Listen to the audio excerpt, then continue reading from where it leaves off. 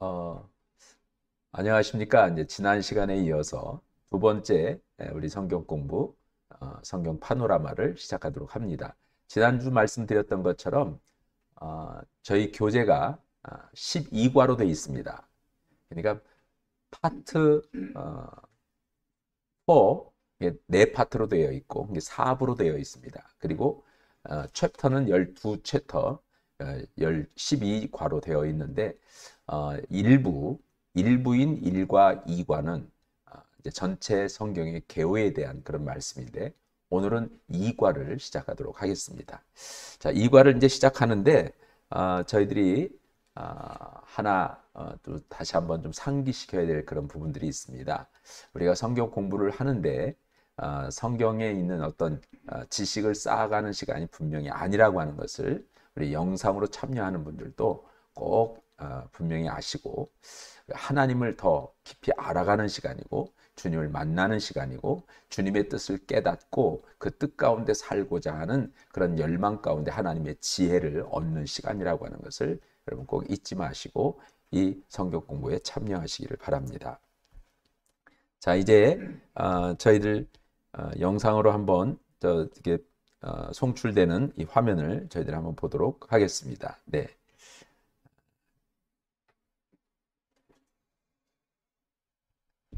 네, 화면을 보시면 이제 성경 파노라마 제 2과를 이제 시작할 텐데요. 저번 시간에 저희들이 배웠던 것 중에 하나 잠깐 말씀을 드리면, 자, 성경은 몇 권으로 되어 있다고 그랬죠? 예, 66권으로 되어 있습니다. 66권. 자, 그런데 이게 전체 성경의 권수예요. 그러니까 성경은 한 권이 아닙니다. 66권으로 되어 있습니다. 그러니까 엄청나게 많은 그런 그 성경들이 모아가지고 전체 한 바이블 경전을 이루었다 이렇게 볼 수 있습니다. 그럼 66권으로 된 성경이 신약과 구약으로 나눠져 있습니다. 자, 신약과 구약으로 나누는데 구약은 몇 권이죠? 39권. 39권이고 신약은요? 네, 27권. 그래서 저희들이 66권은 구약 39권, 신약 27권 합쳐서 66권입니다. 근데 이 구약이 39권이니까 이것을 기억하기 좋게 3 곱하기 9, 구구단에서 3 곱하기 9는 27이니까 구약은 39권, 신약은 3, 9, 27, 27권. 그래서 66권으로 되어 있다라고 하는 것을 말씀을 드렸습니다. 이제 성경은 66권으로 되어 있고 구약이 39권, 신약이 27권이라는 말씀을 드렸습니다. 자, 그리고 이제 저희들이 오늘 공부해야 될 것은 8기둥으로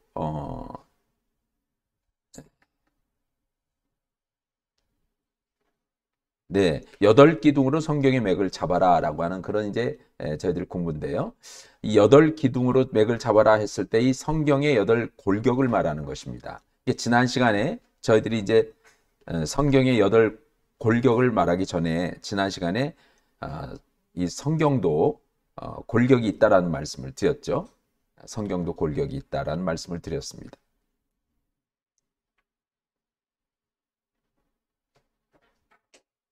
네. 자, 성경도 골격이 있다 말씀드렸는데 성경은 몇 개의 골격으로 되어 있다고 그랬죠? 세 골격으로 되어 있다고 그랬어요. 세 골격. 자, 세 골격인데 그 세 골격이 뭐죠? 역사서, 체험서, 예언서입니다. 구약이든지 신약이든지 역사서, 체험서, 예언서로 되어 있어요. 자, 이 세 골격으로 되어 있다라는 말씀을 드렸습니다. 그리고 지금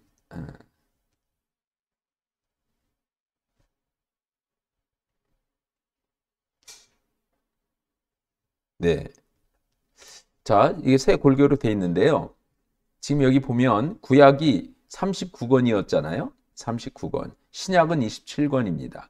자, 그런데 역사서가 구약은 17권, 신약은 5권. 그래서 도합 22권이라 말씀드렸고요. 자, 체험서는 구약이 5권, 신약이 21권입니다.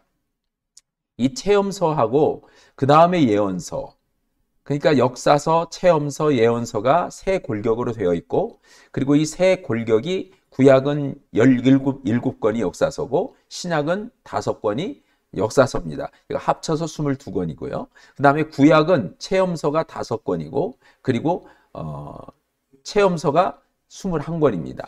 또 신약은 21권, 구약의 예언서는 17권, 신약은 1권입니다. 자, 그래서 17권의 구약이 역사서, 그리고 체험서 5권, 그리고 예언서 17권 해서 39권입니다. 17, 5, 17입니다. 신약은 5권, 21권, 5권이고요. 자, 신약과 구약을 합쳐가지고 역사서는 22권이고요. 그 다음에 구약의 체험서하고 예언서를 합치니까 22권입니다. 그리고 신약의 체험서하고 예언서를 합치니까 역시 22권입니다. 저희들이 이제 기본적으로 성경은 세 골격으로 되어 있다라고 하는 것을 꼭 잊지 마시고 역사서, 체험서, 예언서입니다. 자, 그런데 여기서 중요한 게 뭐냐면 그럼 구약의 17권의 역사서는 어떻게 구성됐느냐? 그것을 크게 두 부분으로 나눌 수가 있습니다. 두 부분으로 나눌 수 있어요. 그래서 그 두 부분으로 나눠지고 신약에서도 5권의 역사서를 두 부분으로 나눌 수 있습니다. 자, 그렇게 해서 두 부분으로 나눴을 때 구약이 네 골격, 신약이 네 골격이 돼서 8기둥이 되는 거고 8골격이 된다. 이렇게 이제 지금 2과에서는 설명하고 있는 겁니다. 자, 그래서 이제 8기둥으로 성경의 맥을 잡아라 2과를 시작하는 겁니다. 자, 지난 시간에 이제 한번 봤던 것 중에 하나가요. 전체 성경 39권이 처음에 이 파란색으로 되어 있는 이것이 이제 구약의 역사서, 신약의 역사서입니다. 22권으로 되어 있죠. 자, 구약의 역사서는 17권, 그래서 창세기에서부터 에스더까지 17권으로 되어 있고, 신약의 역사서는 마태복음부터 사도행전까지 5권으로 되어 있습니다. 합쳐서 22권이라. 그리고 이 지금 다윗의 별을 우리는 구약이라고 표현하고요. 예수님의 십자가를 이제 신약이라고 저희들은 표현합니다. 자, 여기서 보면 이 초록색으로 되어 있는 욥기, 시편, 잠언, 전도서 이 5권이 체험서입니다. 체험서. 그리고 그 오른쪽에 있는 요 지금 약간 이게 보라색이라고 해야 되나요? 자, 요 지금 부분이 예언서입니다. 17권의 예언서. 그리고 신약에 보면 서신서가 있어요. 이 서신서가 17권인데, 서신서가 17권인데, 21권, 죄송합니다. 21권인데, 21권의 서신서가 체험서입니다. 체험서. 그리고 마지막, 여기 보라색으로 되어 있는 요한계시록. 요게 이제 예언서다. 이렇게 이제 보시면 되겠습니다. 우리가 지난 시간에 여기까지 이제 저희들이 봤어요. 자, 그래서 구약을 다시 한번 보면, 구약의 역사서는 두 부분으로 나눠지게 되는데, 창세기에서부터 신명기까지 5권의 성경과 그 다음에 여호수아에서부터 에스더까지 12권의 성경, 요 둘로 역사서는 나눠집니다.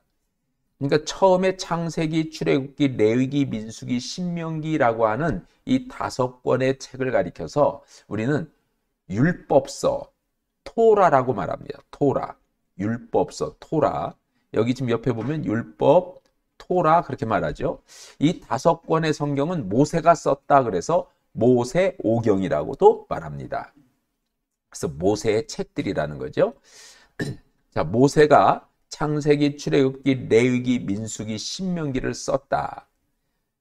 그래서 모세 오경이라 말하고, 이것은 이 5권의 책은 성경의 근간이 되는 것이고 우리들이 신앙생활하는 데 있어서 아주 기본적인 기초가 되는 것입니다.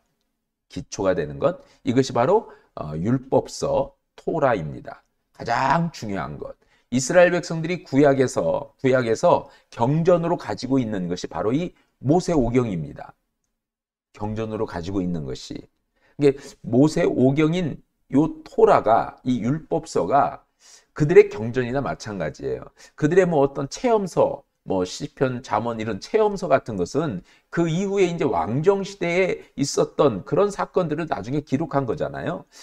그러니까 또 예언서라는 것은 예언자들이 기록해 남은 것들을 이렇게 기록한 것들을 전부 다 모아가지고 그렇게 해서 경전 안에 이제 집어넣은 건데, 가장 하나님께서 그들에게 이렇게 살라라고 명하시고 주신 그런 하나님의 말씀이 이 율법이에요. 그래서 율법서 안에 다 들어가 있습니다. 그래서 이 율법이 가장 중요하고, 그 다음에 이 율법을 가리켜서 토라라 그렇게 말하고, 모세가 썼다 그래서 모세 오경이라 그렇게 말합니다. 그리고 이제 나머지 여호수아에서부터 에스더까지 12권의 역사서는 유대 민족의 역사입니다. 즉 이스라엘의 역사예요. 유대 민족의 역사. 그러니까 5권, 처음에 5권 모세 오경은 율법서고, 그리고 12권의 역사서는 유대 민족의 역사다. 그렇게 기억을 하시면 되겠습니다. 그래서 이제 역사서 17권은 두 부분으로 나눠집니다. 모세 오경 토라와 그리고 유대 민족의 역사, 이렇게 둘로 나눠지게 되어 있습니다.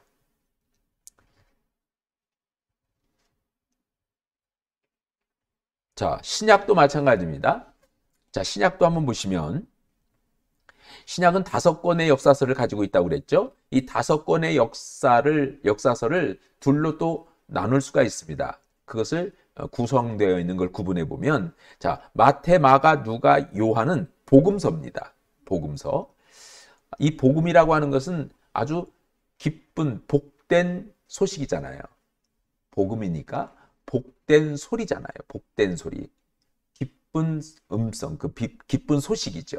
그러니까 이 복음서라는 것은 좋은 소식을 가리켜 말합니다. 이 복음서에는요, 예수 그리스도의 역사가 담겨 있습니다. 예수 그리스도의 역사.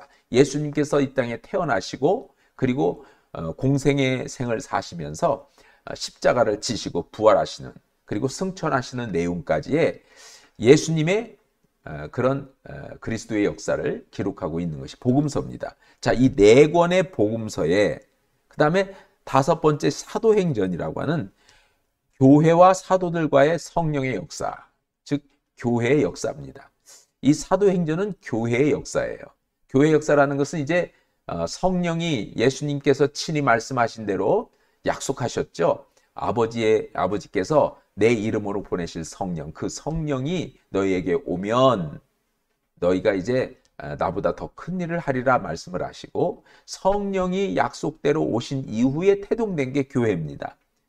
그래서 교회가 이제 다시 태동이 되고 이 땅에 새로 세워지면서, 그리고 교회를 통해서 주님께서 이루어 가시는 구원 역사, 사도들을 주님께서 부르셨고 그 사도들을 통해서 계속 복음을 전 세계에 계속 전함으로, 이 기쁜 소식인 복음, 복된 소식인 이 복음을 전함으로 교회는 더욱더 이렇게 확장하고 성장하고 더 많이 세상에 구원받는 사람들 많아지게 하는 그런 교회의 역사, 그리고 사도들과 성령의 역사를 기록하고 있는 그것이 바로 사도행전입니다. 그래서 신약의 역사서는 5권인데 둘로 나눌 수 있습니다. 하나는 복음서, 하나는 교회의 역사, 사도들의 성령의 역사를 가리켜 말씀합니다. 자, 이것을 다시 성경을 한번 보면요. 그래서 이것 때문에 성경은 8골격으로 되어 있다라고 이렇게 우리가 말을 합니다. 구약은 말씀드렸던 율법서 5권, 그리고 유대 민족의 역사 12권, 그리고 시가서라고 하는 체험서 5권, 예언서 17권으로 되어 있습니다. 그렇죠? 그래서 율법서 5권, 또 유대 민족의 역사 12권, 그 다음에 시가서 5권, 그리고 예언서 17권 이렇게 되어 있죠. 자, 신약도 마찬가지로 이 역사서를 둘로 나눴더니, 자, 복음서가 있습니다. 복음서 4권, 그 다음에 사도행전이라고 하는 그런 교회의 역사, 그다음 사도들의 그런 어떤 행한 역사를 가리키는 것 1권, 그리고 서신서 21권, 그 다음에 예언서 1권 이렇게 되어 있습니다. 그래서 골격을 따지면 이렇게 8골격으로 되어 있다. 이것이 이제 오늘 저희들이 공부해 나가야 될 그런 내용이 되겠습니다. 자, 이 율법서라고 하는 것은 뭐냐면 아까 말씀드렸던 것처럼 가장 기초가 되는 거예요. 기본이 되는 겁니다. 예, 하나님의 말씀이 우리 삶의 항상 기본이고 기초가 되는 거고요. 자, 역사서는 그런 하나님의 말씀대로 살았을 때 하나님이 복을 주셨고, 언약대로, 또 말씀대로 살지 못했을 때 그들에게 큰 재앙과 재난이 임했다라고 하는 것들을 보면서 이스라엘의 유대 역사를 통해서 이런 하나님의 놀라우신 그런 말씀이 그대로 실현된다고 하는 것을, 또 그대로 약속대로 이루어졌다는 것을 설명해 주고 있는 그런 내용이 되겠습니다. 그리고 시가서 체험서라고 하는 것은 하나님을 믿는 하나님의 사람들이 정말 주님 믿음을 가지고 살아가는 그 열망을 가리켜 보는, 열망을 우리에게 보여주고 있는 것이 체험서입니다. 예언서는 기대입니다. 주제가 기대죠. 기대는 뭐냐면 이제는 예언자들이 이스라엘 백성들에게 나타나고 우리들에게 지금도 예언자들의 입을 통해서 말씀하는 게 뭐냐면, 너희들이 아직도, 너희들은 절망하지 말아라. 아직도 소망이 있다. 아직도 하나님께서 너희들을 사랑하셔서 지금이라도 돌아오면 하나님이 너희들을 그 죄악 가운데서 구원할 것이고 환난 가운데서 구원해 줄 것이다 라고 하는 그런 기대, 그런 소망의 메시지를 전하기 때문에 그 주제가 기대가 됩니다. 자, 신약의 복음서도 마찬가지입니다. 복음서라고 하는 것은 예수님의, 즉 예수 그리스도의 그런 역사를 가리켜 말씀하는 거잖아요. 그러면 예수 그리스도는 어떤 분입니까? 구약에서 메시아를 보내주시겠다고 약속하셨던 그 메시아, 그 메시아가 바로 그리스도, 예수님입니다.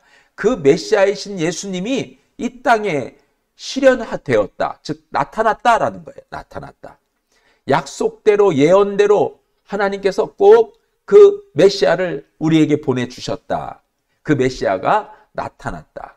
이게 약속대로, 예언대로 나타난 그런 사건이다라고 해서 주제가 나타남입니다.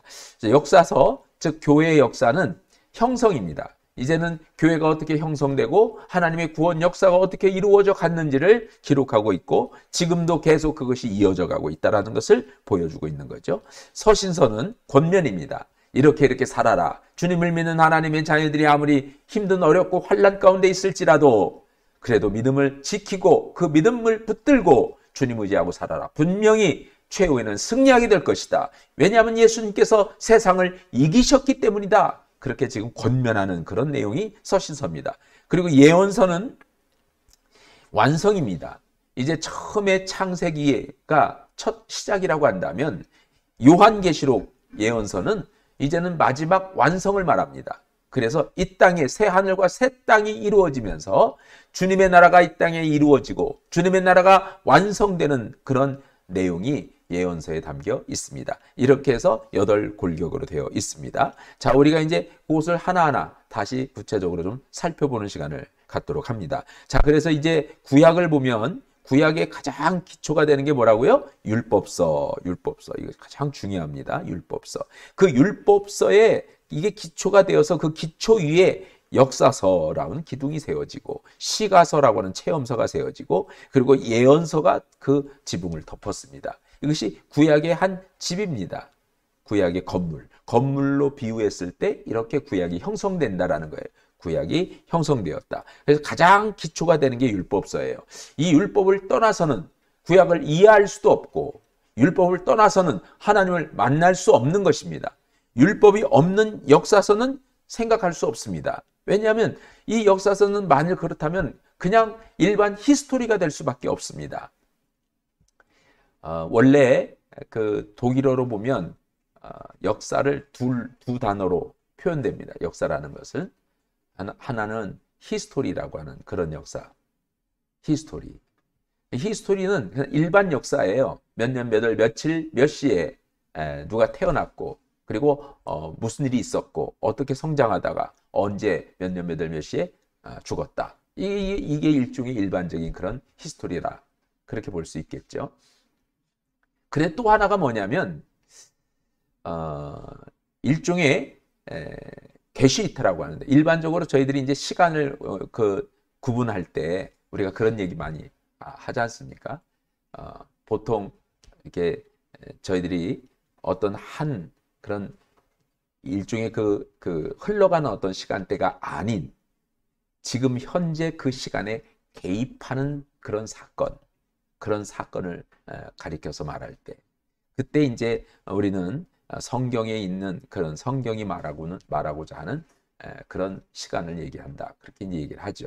그래서 기본적으로 이 율법이 기초가 되어야만이 역사서를 이해할 수가 있는 겁니다. 왜냐하면 왜 하나님께서 이스라엘 백성들을 통해서 그런 놀라운 하나님의 표적과 기적과 그들과 함께 했던 사건들을 기록하고 있느냐라는 거예요. 그 다음에 시가서는 하나님을 믿는 신앙으로 그리고 살았더니 이러이러한 표적들이 나타났고 증거들이 나타났다. 그리고 하나님을 체험했던 그런 이야기들, 그런 신앙의 고백들이 담겨져 있는 겁니다. 그래서 그것이 기둥이 돼서 예언서가 이제 그 위를 덮습니다. 예언서라고 하는 것은 말씀드렸던 것처럼 이 율법이 기초가 되지 않으면은 예언자들이 할 말이 없어요. 예언자들이 얘기하는 것은 하나님이 주신 이 말씀이 기준이 되어서 그 말씀대로 행했을 때는 하나님이 축복해 주시고 그 말씀대로 행치 않았을 때는 책망을 하는 거예요. 그게 예언자들의 몫이었습니다. 이스라엘 백성들이 하나님을 떠나고 하나님을 원망하고 불평했더니 예언자들을 하나님께서 보내서 그 예언자들의 입술을 통해서 하나님이 말씀하셨죠. 자, 그렇게 해서 구약이라고 하는 성경이 하나의 건물로 이렇게 구성이 된다. 자, 이것을 우리가 다시 한번 요 분류를 보면 이렇게 분류되는 겁니다. 구약을 이렇게 분류하는 거죠. 자, 처음에 역사서 17권, 17권 중에서 율법서 5권, 역사서 2권. 이렇게 이제 역사서 전체가 17권, 그리고 율법서 5권, 유대민족의 역사 12권 해서 17권 이렇게 됩니다. 자, 구약의 분류 가운데 체험서 5권, 5권이죠. 그리고 예언서, 자, 예언서가 있는데 예언서가 17권이에요. 처음에 제가 말씀드렸던 5손가락을 말씀드렸었잖아요.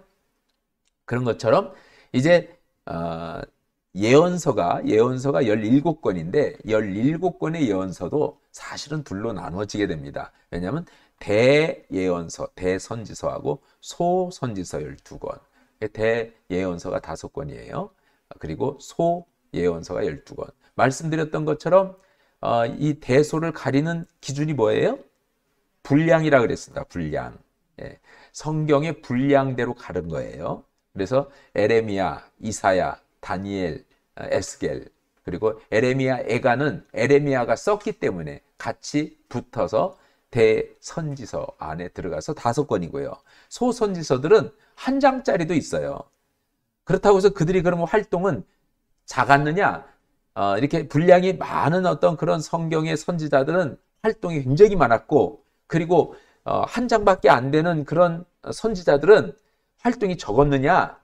뭐 어떤 한 사건에만 하나님께서 국한해서 그 사건에만 쓰임 받았느냐? 이건 아니고요. 선지자들이 활동을 했어도 한평생 그들이 생을 하나님께 드렸어요. 끊임없이 그들은 하나님의 말씀을 전하다가 결국 그 하나님의 말씀을 전하는 일로 말미암아 죽음까지 당하는, 순교까지 당하는 그런 선지자들이 대부분이었습니다. 그런데 그런 선지자들 가운데 한 장밖에 기록으로 남겨 있지는 않지만 아주 열심히 정말 활동을 많이 했던 선지자들도 있어요. 다만 이제 기록을 많이 남겼느냐 남기지 않았느냐 하는 거예요. 그렇게 그 분량으로 우리가 구분을 해서 대선지자, 선지서, 소선지서라고 그렇게 우리가 구분을 하는 겁니다. 자, 이제 저희들이 보면 여러분 교재를 가지고 계시죠? 자, 교재를 한번 보시죠. 교재 펼쳐보세요. 지금 우리가 몇 페이지를 보고 있습니까? 지금 영상으로 영상으로 참여하신 분들도 한번 교재를 보십시오. 31페이지 지금 현재 우리가 보고 있습니다. 자, 31페이지를 보고 있는데요. 자, 이렇게 해서 이제 저희들이 율법서를 이제 보아합니다. 자, 지금 현재 구약은 그렇게 분류가 되어 있는 거고요. 자, 이제 우리는 율법서의 그런 기초가 되는 것을 말씀을 드렸어요. 율법서가 구약 성경의 기초가 된다라는 말씀을 드렸고, 구약이 그렇게 분류가 된다라고 하는 말씀을 드렸습니다. 자, 그런데 여기서 이제 보면 우리가 한 가지 알아야 될 게 하나 있습니다. 이 율법서 중에서 이 창세기라고 하는 것이 굉장히 중요합니다. 이 창세기는 창세의 기원입니다. 창세의 기원.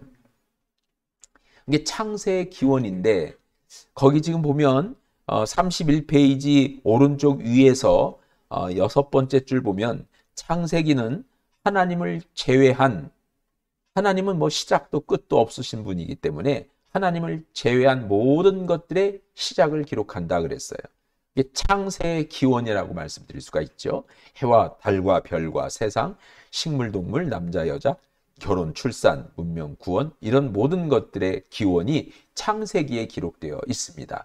그래서 우리는 이 창세기를 잘 보고 처음에 하나님께서 이 세상을 창조하실 때는 어떻게 창조하셨고 어떤 형태로 원하셔서 그리고 우리 인간도 창조되었나라고 하는 것을 우리가 한번 엿볼 수가 있는 거죠. 또 우리가 그것을 확인해 볼 수가 있습니다.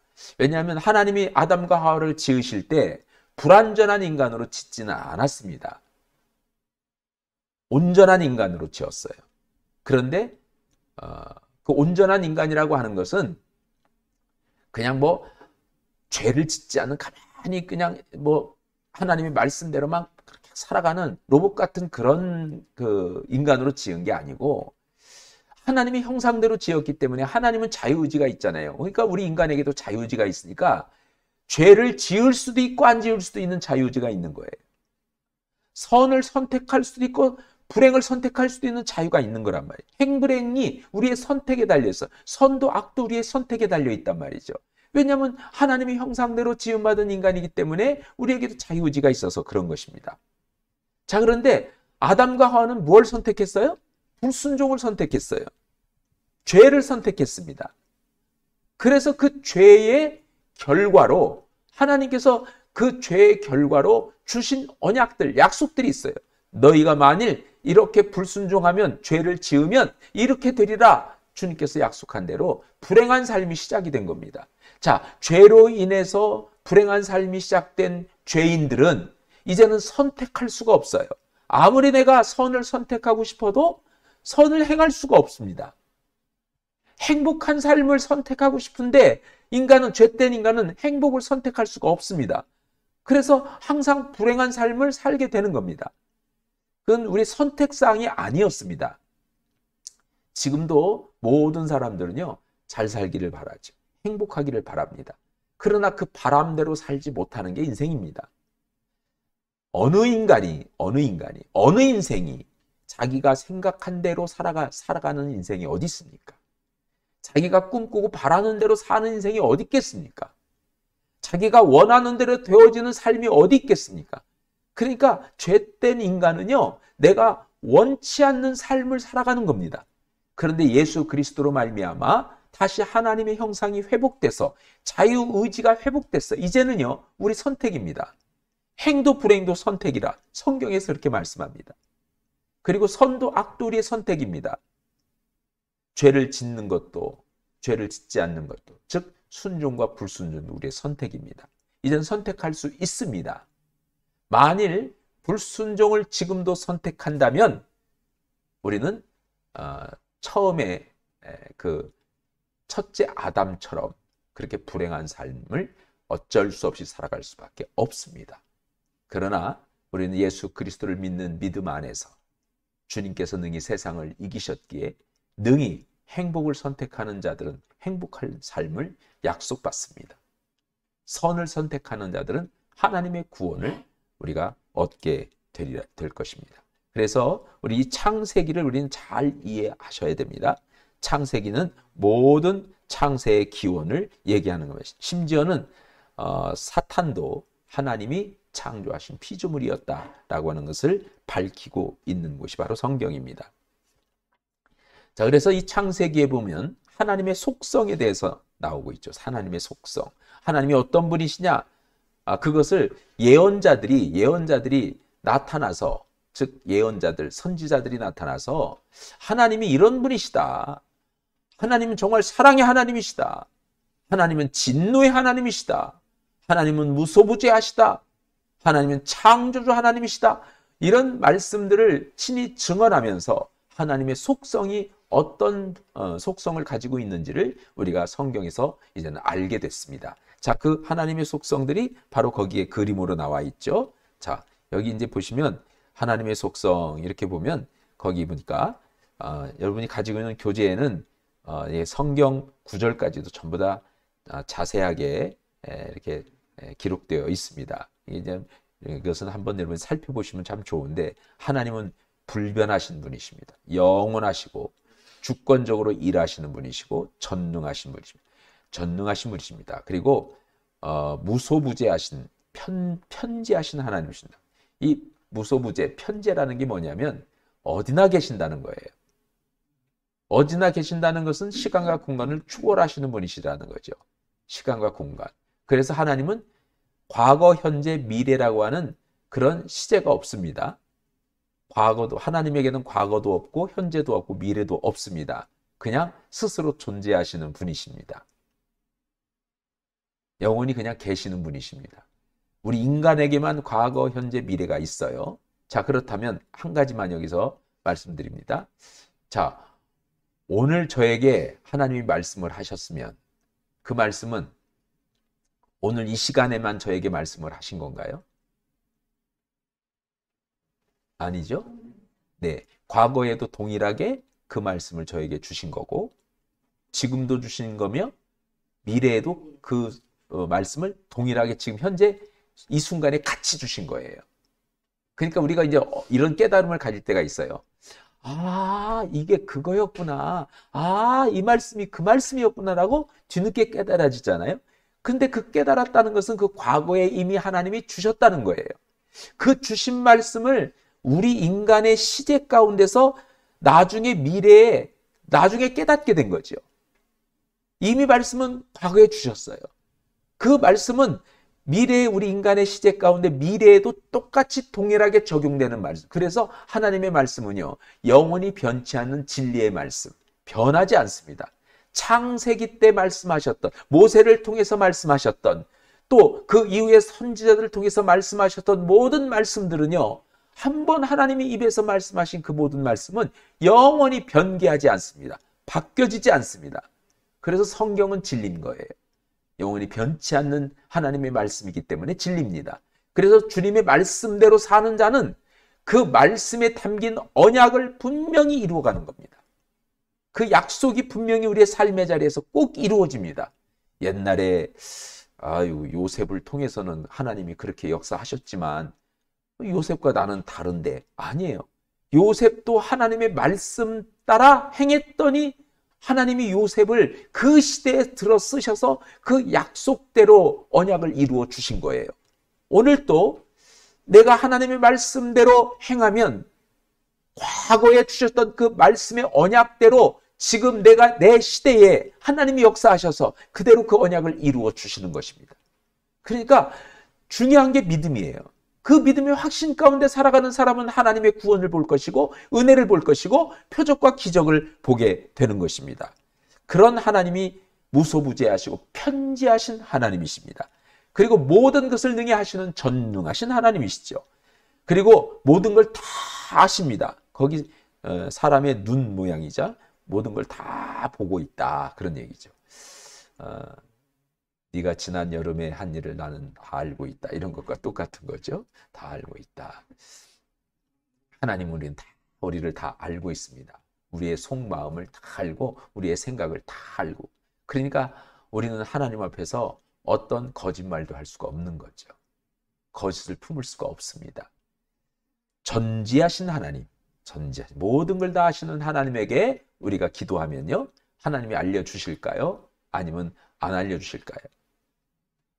나 몰라, 나 모르니까 아는 사람한테 가봐, 이렇게 하시지 않습니다. 네, 하나님은요 전지하시기 때문에 우리가 기도하잖아요. 또 우리가 물으면 하나님은 능히 우리에게 모든 걸 다 알려주십니다. 그런데 인간은 하나님께서 알려주신다고 그걸 알 수 있는 그런 인간 안에 지혜가 없잖아요. 이성으로 알 수 있는 것도 아니고 어떤 합리적인 사고가 그걸 깨닫게 하는 것도 아닙니다. 그럼 누가 알려줘요? 성령이 알려주십니다. 그래서 성령이 우리 가운데 오신 거예요. 그러니까 우리가 하나님을 의지하고 하나님께 기도하면 성령이 하나님의 뜻을 알게 합니다. 우리의 궁금증을 풀어줍니다. 그래서 그것을 깨닫게 하는 거죠. 그렇게 성령이 알게 하셔서 그걸 내가 깨달을 때 그걸 지혜라고 말하는 거예요. 깨달을 때. 지혜인데 그것을 깨달을 수 있는 통로가 뭐냐면 이성인 거예요. 깨달을 수 있는 통로가 이성인 거예요. 이 이성은 하나님의 형상이라고 그랬습니까? 아니라고 그랬습니까? 예, 제가 이제 지난 그 주일날 말씀을 드렸는데 하나님의 형상에는 세 가지가 있다고 그랬잖아요. 뭐라고 그랬죠? 자연적인 형상, 정치적인 형상, 도덕적인 형상이 있다고 그랬잖아요. 그러니까 이 자연적인 형상이 바로 이성과 자유의지예요. 이것도 하나님의 형상이란 말이에요. 그러니까 이 세상 모든 피조물들, 동물들 가운데 이성이 있습니까? 없습니까? 이성이 없죠. 인간에게만 있는 거예요. 그것은 하나님의 형상이에요. 그러니까 인간의 이성이 있고 자유의지가 있는 거예요. 이 이성이 있기 때문에 정치를 할 수 있는 거예요. 정치적인 형상이 나타난 거예요. 근데 문제는 이 이성이 왜곡되게 나타나는 거예요. 죄 때문에. 바로 분별을 못하는 거예요. 깨닫지 못하는 거예요. 세상이 주는 지혜를 받아들입니다. 죄 때문에. 그러니까 사탄도 그런 지혜가 있어요. 이 세상을 통치하고 다스리잖아요. 왜냐하면 공중 권세를 쥐고 있는 게 사탄이란 말이에요. 성경에 공중 권세를 쥐고 있는 게 사탄인데, 이 사탄이 이 세상을 통해서 자기들이 사람들을 이렇게 농락할 수 있고 미혹할 수 있도록 그들을 꾀인단 말이에요. 그 꾀이는 게 그게 사단의 지혜란 말이죠. 그래서 너희들은 뱀같이 지혜로워라. 이 얘기는 뭐냐면요, 이 세상을 살아가면서도 그런 지혜가 필요하다라는 거예요. 그러나 중요한 것은 이 세상을 이기신 분이 주님이세요. 그 주님을 우리가 믿는 믿음 안에서 주님이 주시는 하나님의 지혜를 얻으면 능히 그 모든 것을 이기는 거예요. 우리가 미혹되지 않고 넘어가지 않아요. 쓰러지고 또 무너지지 않습니다. 왜 우리가 자꾸 이단에 넘어가는 거예요? 분별하지 못하기 때문에. 분별. 하나님의 지혜가 있으면 그걸 분별합니다. 그 분별이 바로 지혜죠. 지혜. 그래서 하나님은 전지하시기 때문에, 모든 걸 다 아시기 때문에 그 아시는 하나님께 우리가 물으면 하나님이 성령을 통해서 우리에게 가르쳐 주시고 우리를 깨닫게 하심으로 하나님의 지혜로 분별해서 하나님의 의를 이루고 하나님의 구원을 이루어가게 하십니다. 하나님은 거룩하신 분이십니다. 공의로우신 분이십니다. 그리고 진리이십니다. 그래서 예수님이 말씀하셨어요. 나는 부활이요 생명이고 나는 길이요 진리요 생명이라. 주님은 나는 길이요 진리요 생명이라. 진리라는 거예요. 진리. 왜 예수님이 자신이 진리라고 한 거예요? 왜 자신이 진리죠? 예수님 말씀이 육신이 되어 우리 가운데 오신 분, 말씀 자체이시기 때문에 하나님의 말씀은 진리인 거예요. 그러니까 하나님은 진리라. 그리고 요한일서 4장에 보니까 하나님은 사랑이시라. 하나님은 사랑이시라. 말라기에서 하나님은 변치 않는 하나님, 불변하시는 하나님이시라. 이렇게 하나님의 속성에 대해서 쭉 말씀하고 있어요. 성경은 하나님의 속성에 대해서 말씀합니다. 이런 하나님은 이 세상을 창조하신 창조주 하나님이십니다. 하나님이 세상을 창조하실 때는 영이신 하나님이 무엇로 창조하셨어요? 건축 자재로 창조하셨나요? 공중에 있는 어떤 물질들을 이용해서 창조하신 건가요?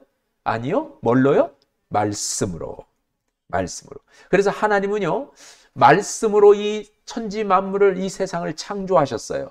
그러니까 무슨 얘기냐면 하나님의 말씀은 있는 것, 어떤 있는 것을 변형시켜서 어떤 물질을 바꾸어서 이렇게 창조한, 철이 있으면 철이라고 하는 어떤 그런 그 소재를 가지고 자동차를 만드는 게 아니고, 건축 자재를 가지고 집을 만드는 게 아니라, 하나님이 이 세상을 지으실 때는요, 창조하실 때는 그냥 말씀으로 그냥 있어라 그러면 생긴 거예요. 그래서 무에서 유를 창조하신 분이 하나님이세요. 무에서 유. 자, 그렇다면 또 유추하셔야 돼요. 지금도 하나님의 말씀은 무에서 유를 창조할까요? 아닐까요? 이게 인간의 이성이 이걸 자꾸 이제 의심하게 만들어. 에이, 그런 건 아니지. 이렇게 되는데, 여러분, 믿음을 가지시란 말이에요. 그래서 우리는 창조적인 능력이 그리스도인들에게도 있는 거예요.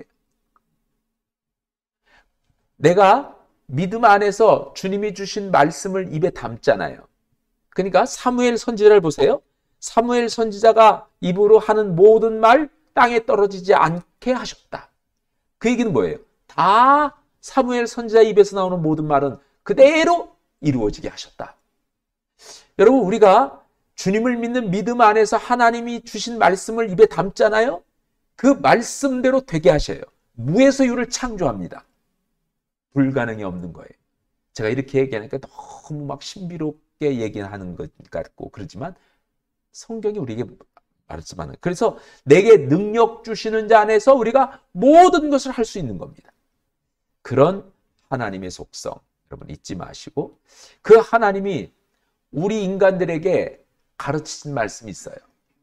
인간들에게 한 번은 예수 그리스도를 통해서 말씀하셨죠. 저기 예수님에게 이제 율법사들이 질문을 던졌어요. 그 율법에서 가장 큰 계명이 뭡니까? 가장 큰 계명이 뭡니까? 라고 물었어요. 그랬더니 예수님이 대답하셨어요.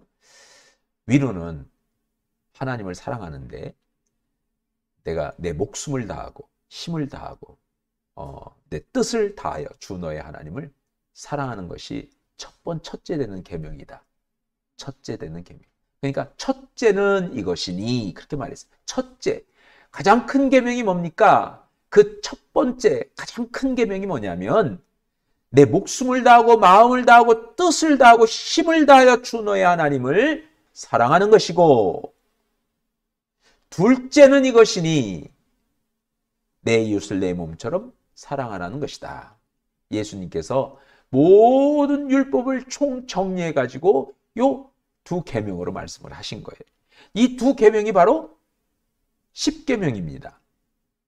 두 계명이 바로 십계명이에요. 그러니까 예수님께서 이 땅에 오셔서 모든 율법이 말하고 있는 613조항의 율법을 하나로 통칭해서 가장 큰 계명이 뭐냐고 라고 얘기할 때 첫째와 둘째로 말씀을 하셨는데, 이것이 바로 십계명이었다라는 거예요.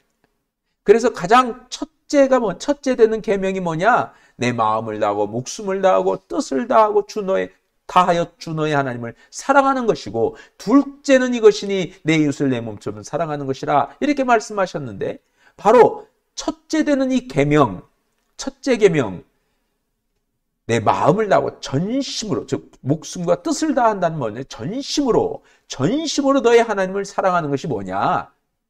즉 마음과 목숨과 뜻을 다하여 하나님을 사랑한다는 게 어떤 거냐? 바로 십계명에서 말한 대신계명을 말씀하는 거예요. 자, 이 두 계명이 바로 십계명을 말하는 거라고 말씀을 드립니다. 자, 여러분 교재 가운데 있는 첫째, 바로 마음과 목숨과 뜻을 다하여 너의 하나님을 사랑하는, 이 전심으로 사랑하라는 건데, 이 전심으로 사랑하라는 것은 뭐냐? 그것이 십계명에 있는 대신계명. 자, 십계명은 10개의 계명, 10가지의 계명인데, 이 십계명의 10가지의 계명 중에서 첫째 되는 계명과 네 번째 되는 계명까지가 대신계명이에요. 대신계명. 대신. 하나님에 대한 계명이라는 거예요. 하나님에 대한 계명. 대신계명. 그래서 첫째에서 네 번째까지, 제1계명에서 4계명까지 나 외에 다른 신을 섬기지 말라, 우상을 만들지 말라, 하나님의 이름을 망령되이 일컫지 말라, 안식일을 거룩히 지키라. 이것이 대신계명이에요. 나머지 이제 5번째 계명부터 10번째 계명, 6개의 계명은 대인계명입니다. 대인계명. 사람에 대한 계명이에요. 너희는 이렇게 사람들과의 어떤 관계를 이어가라. 그래서 대신계명, 하나님과의 관계, 대인계명은 인간과의 관계를 설명한 거예요. 그러니까 하나님과의 관계에서 대신계명이 뭘 말하냐면, 네가 이 모든 것들을 지킬 때 목숨을 다하고 마음을 다하고 뜻을 다하고 힘을 다하고 목숨을 다하여 하나님을 사랑하는 것이 되는 거다. 그러니까 하나님을 그렇게 전심으로 사랑한다는 게 뭐냐? 나 외에 다른 신을 섬기지 말라. 우상을 만들지 말라. 그리고 망령되이 이름을 일컫지 말라. 하나님의 이름을 망령되게 일컫지 말라. 안식일을 거룩히 지켜라. 이것이 바로 전심으로 하나님을 사랑하는 모습이라는 거예요. 우리가 우상을 섬기면 안 됩니다. 현대인들도 우상이 굉장히 많아요. 세상에 과거에는 그래도 오히려 우상이 적었는데 가짓수가 적었죠. 우상이라는 가짓수가. 근데 현대인들은 우상의 가짓수가 정말 많습니다. 그 우상을 우리는 섬기고 있어요. 즉 하나님보다 더 의지하고 있다. 자, 우리 각자 마음속에 하나님보다 더 내가 의지하는 게 무엇일까? 이 문제만큼은 내가 하나님도 소용없어. 라고 하나님을 등질 수 있는 그 대상이 있다면 뭘까요? 기본적으로 자식이죠. 자식, 자녀죠. 자녀 문제가 딱 거론되잖아요. 그러면 하나님도 소용없다고 그냥 등 돌아서요. 자녀 문제 앞에. 그 기본적으로 인간들이 이제 항상 아킬레스 건 같은 거죠. 자녀들 때문에 하나님을 더 찾기도 하지만 자녀 때문에 하나님을 등지기도 합니다. 또 물질이죠. 물질. 그래서 많은 사람들이 그 물질에 넘어갑니다. 물질에 넘어가요. 그래서 하나님을 등지게 되는 거죠. 왜냐하면 그 물질 앞에 대개 보통 웬만한 신앙인들도 다 무릎 꿇을 때가 참 많습니다. 그 외에 수많은 여러분 인간의 자존심 때문에 그 자존심 때문에 하나님을 등진 사람들도 많습니다. 그리고 세상의 쾌락 이런 것들. 우리가 세상에 우상들이 굉장히 많이 있어요. 우상이 굉장히 많은데 그런 우상을 만들지도 말고 그러니까 어떤 우상에 빠지지 말라는 얘기, 만들지 말라는 것은 빠지지 말라는 얘기죠. 그 우상에 빠지지도 말고 그리고 나 외 다른 신 섬기지 말아라. 이미도 우리에게 나도 모르게 주어진 그런 우상들이 있잖아요. 부모님으로부터 물려받게 되는 환경적인 어떤 유전이 있잖아요. 환경적인 유전. 그 환경적으로 부모님들이 물려주는 게 있어요. 그러니까 자식들은 환경적으로 그런 어떤 물려받은 그런 유산 같은 게 있는 거예요. 유전이 있어요. 그것을 따라가는 거예요. 그대로. 행동도 똑같이, 사고도 똑같이 다 따라가잖아요. 그래서 보고 배우는 거잖아요. 이게 부모가 어떻게 사느냐에 따라서 자녀들에게 굉장히 많은 영향을 끼치는 거예요. 부모가요, 신앙으로 잘 살아가는 모습을 보여주잖아요. 애들한테 너 하나님 잘 믿어 이렇게 얘기하지 않아도 믿게 돼 있어요. 부모님이 그렇게 하는 걸 보니까. 근데 그게 이제 잔소리처럼 얘기하니까 그게 싫어서 거부감을 갖는 거지. 잔소리처럼 얘기 싫어서 거부감 갖는 거지. 그냥 부모님이 그렇게 야 우리 이렇게 하자 하고 그렇게 끌고 가면 애들은요 다 따라오게 돼 있어요. 그래서 유아 세례 받는 아이들이 복된 게 뭐냐면 부모님의 그 애들을 가르치는 것이 하나님 앞에서 약속하는 거거든요. 이제부터 내가 주님의 말씀대로 주의 교양과 훈계를 따라서 아이들을 잘 가르치겠습니다. 주님 앞에 약속한 거잖아요. 그렇게 약속대로 지켜 살면 아이들은요 잘 따라가게 돼 있어요. 그만큼 그렇게 환경적인 그런 그 유전의 요인들이 있습니다. 그런 것들을 이제 물려받아 가지고 나 외의 다른 신, 즉 우상들을 섬기게 돼요. 그런데 거기다가 더 우상을 만들지 말라. 그러니까 거기에 빠지지 말라. 이제 다른 것들 더 만들어가죠. 살아가면서. 그리고 하나님의 이름을 망령되이 일컫지 말라. 안식일을 거룩히 지켜라. 우리가 주일 성수를 말하는 거예요. 주일 성수를 꼭 해라. 이것도 우리가 자칫하면 다른 것 때문에 우선이 하나님 앞에서 드리는 이 주일 예배인데 우선이 예배인데 이것이 우선이 되지 않고 다른 것이 우선일 때가 있잖아요. 근데 그런 것들이 우리 안에는 항상 끊임없는 그런 영적 싸움이 일어나는 거죠. 이게 바로 대신계명. 이것이 전심으로 하나님을 사랑하는 거다. 그럼 대인계명은 뭐냐? 내 이웃을 내 몸처럼 사랑하라.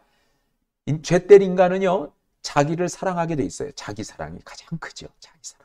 그러니까 자기를 사랑하듯이 남을 사랑하는, 부모님을 공경하고 살인하지 말고 간음하지 말고 도둑질하지 말고, 이것은 다 타인을 위한 거예요. 다른 사람을 위한 거예요. 살인하지 않는 것도 다른 사람을 위한 거예요. 즉 용서하라는 거죠.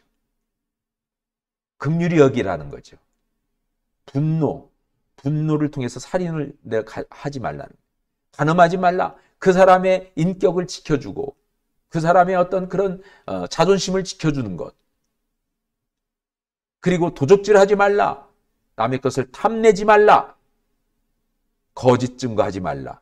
이런 인간관계 안에서의 이렇게 살아간다면 너는 내 이웃을 네 몸처럼 사랑하는 것이다. 이렇게 지금 말씀한 거예요. 그래서 이 십계명이 그래서 중요합니다. 자, 이러한 말씀을 우리가 율법서에서 우리가 담고 있고 말씀해주고 있다라는 겁니다. 그래서 이 율법서에 보면은 보통 이제 역사서하고 비교할 때 이렇게 비교하죠.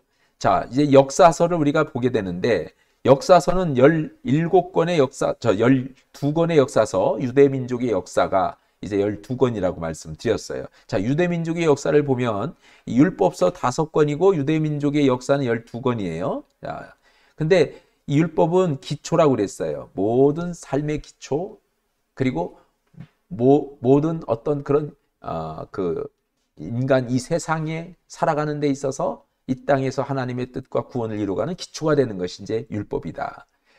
그 역사서는 뭐냐면 그것을 설명해 주고 있는 거예요. 설명.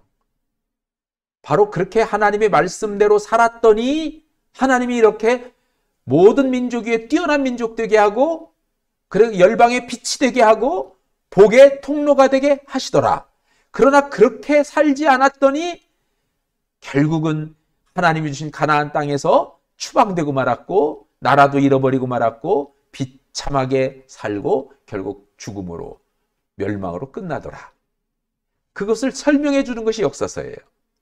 우리는 유대민족의 역사를 통해서 우리가 어떻게 살아야 되는구나, 이렇게 살면 안 되는구나 라고 하는 것을 교훈을 얻을 수가 있는 거죠. 그리고 율법서는 하나님의 성품을 얘기하고 있다면 역사서는 그 하나님의 성품을 닮은 하나님의 백성들이 살아가야 될 행실을 말하고 있는 거예요. 행실. 하나님의 성품대로 우리 그리스도인들도 하나님께서 친히 주신 하나님의 형상인 하나님의 성품을 따라 우리들도 이렇게 살아가야 된다라고 하는 행실을 말하고 있다. 그래서 구약의 율법에는 하나님의 성품을 말하고 있고 역사서는 이스라엘 백성들의 행실을 말하고 있다. 율법서는 개인에게 주는 말씀, 메시지지만 역사서는 민족적인 겁니다. 그래서 하나님께서 택한 민족, 그 민족이 가야 할 방향, 또 그 민족들이 지켜야 할 하나님의 말씀, 그런 것들을 준 거다. 자, 율법을 제정했고 실제 훈련을 시킨 것이 이제 이스라엘이에요. 그래서 이스라엘 백성들을 광야 40년 동안 훈련시켰잖아요. 하나님의 백성, 하나님의 사람들이 되도록 훈련을 시킨 겁니다. 그래서 이 율법서가 이런 내용을 담고 있다라고 하는 거예요. 이 모든 게 다 하나님의 은혜입니다.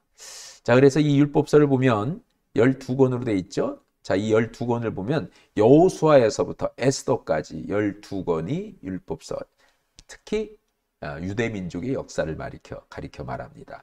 자, 이 율법에 나타나는 그런 것들을 보면 이 이스라엘의 영적 상태를 얘기해 주고 있어요. 이제 우리가 이 율법서를 읽어 나갈 때 다 성경을 다 통독하신 분들은 다 이미 좀 알게 될 겁니다.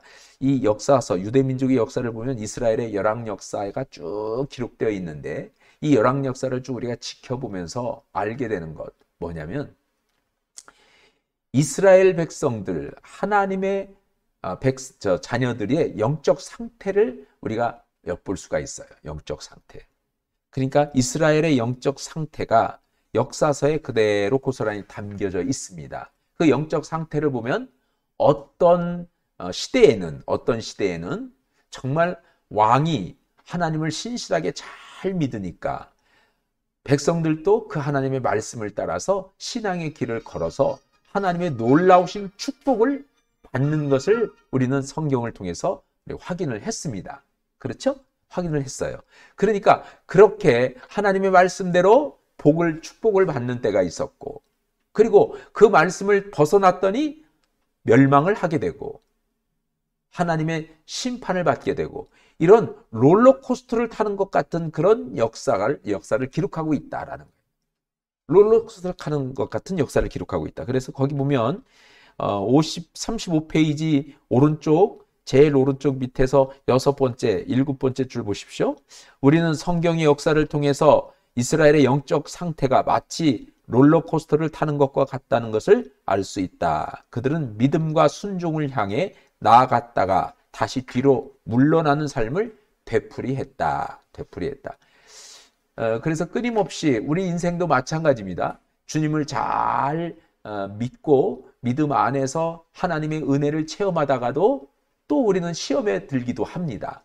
그래서 또 저 나락으로 떨어졌다가 이런 경험들을 하잖아요. 그런 것과 똑같이. 그래서 그림에 있는 것처럼 우리가 롤러코스터를 타는 경우가 있다라는 거죠. 그래서 우리가 하나님의 말씀에 순종을 할 때는 하나님의 축복을 누리다가 또 불순종할 때는 이렇게 쭉 나락으로 떨어져서 하나님께서 친히 고통 가운데 우리가 근심하게 하시고 또 고통 가운데서 하나님을 다시 찾게 하는, 그래서 다시 순종의 길을 걷게 하는 이런 롤러코스터의 어떤 과정, 이런 과정들을 이렇게 우리는 유대민족의 역사를 통해서 우리는 확인할 수 있다. 즉 이스라엘의 영적인 역사다. 그렇게 이제 기록하고 있는 거죠. 그래서 우리는 보통 보면 거기 이제 보면 이렇게 말하고 있어요. 거기 사람의 눈 모양을 보세요. 사람의 눈 모양을 보니까 그 밑에 뭐라고 쓰여 있습니까? 같이 한번 읽어보겠습니다.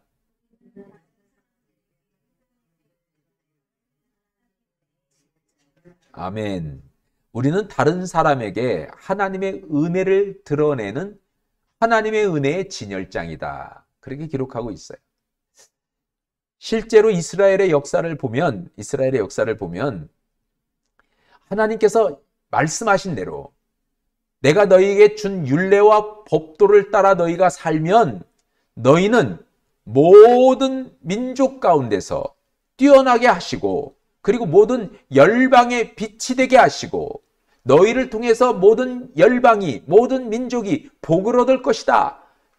아브라함에게 약속하셨던 그 약속이 끊임없이 조상들, 즉 믿음의 조상들을 통해서 이어져 가고 결국은 이스라엘 백성들에게까지 이어졌어요. 그래서 이스라엘 백성들은 이 약속을 받았습니다. 주님의 말씀에 순종의 삶을 살면, 주의 율례와 법도를 따라 살면, 그 규례를 따라 행하면 너희는 모든 사람 앞에 하나님의 은혜, 하나님의 영광을 드러내게 될 것이다. 주의 표적을 보게 될 것이고 기적을 보게 될 것이다. 그래서 많은 사람들이 너희를 보고 하나님이 살아계신 것, 여호와가 어떤 분이신가를 알게 할 것이다. 너희들은 하나님의 은혜의 진열장들이다. 라고 그렇게 말씀하는 것이 이스라엘 역사입니다. 유대민족의 역사였어요. 오늘 그리스도인들도 마찬가지입니다. 우리도 우리의 삶을 통해서 하나님은 하나님의 영광이 드러나기를 원하시고 주님의 성호가 찬양되어지기를 원해요. 우리의 삶을 통해서. 그래서 하나님 은혜의 진열장이 되기를 원합니다. 분명히 하나님의 뜻대로 말씀대로 살면 예수 그리스도께서 우리에게 이렇게 살라고 가르치신 그대로 우리가 그 길을 따라가면 분명히 우리를 통해서 하나님의 구원을 보고 하나님의 치유와 회복을 보고 하나님의 놀라우신 표적을 보게 할 것이고 그것이 하나님의 살아계심을 모든 만방의 모든 사람에게 드러내고 증거하는 삶이 되게 할 것이다. 그런 사람들은 하나님의 은혜의 진열장들이다. 왜냐하면 그를 보면 항상 형통한 삶을 사니까. 요셉이 그랬잖아요. 요셉은요 어디를 가든지 그가 믿는 여호와 하나님이 그를 형통케 하심을 다른 사람들이 보고 요셉을 자기의 사랑으로 삼으려고, 요셉과 가까이 하려고, 요셉을 통해서 하나님을 알게 해달라고, 그렇게 요셉을 통해서 하나님의 영광을 나타내셨던 삶을 우리는 확인합니다. 우리를 통해서도 그렇게 살기를 원하시는 하나님이십니다. 자, 이러한 역사서, 율법과 역사서, 이러한 역사서 다음에 나오는 게 시가서예요. 자, 시가서라고 하는 것은 거기 있는 그림을 보시면 이제 이런 거예요. 자, 시가서는 5권으로 되어 있는데 이 시가서에는 인간의 열망이 기록되어 있다. 열망이 기록되어 있습니다. 이 책들은 우리가 창조주 하나님 가까이에서 걷도록 도와준다. 창조주 하나님 가까이에서 걷도록 도와주는 거예요. 이 시가서가. 왜냐하면 직접 하나님을 믿는 하나님의 사람들이 직접 하나님을 체험한 것을 기록한 거예요. 예를 들면 욥이라고 하는 사람이 정말 믿음으로 신실하게 살았어요. 그런데 욥이 고난을 받았어요. 그래서 이 욥의 주제가 뭐냐면 의인의 고난입니다. 의인. 의인의 고난이라는 게 뭐예요? 의인이 뭐예요? 예? 의가 있는 사람. 그 의가 믿음을 말하는 거예요. 자, 아브라함은요. 그 믿음으로 말미암아 구원을 얻었어요. 믿음으로 말미암아 하나님의 자녀가 됐어요. 그래서 하나님께서는요. 아브라함을 가리켜서 아브라함이 하나님을 믿으니 그것을 의로 여기셨다 그래요. 의로 여기셨다. 우리는 예수 믿고 구원받으면 우리는 죄인이 됩니까? 의인이 됩니까? 의인이 되는 거죠.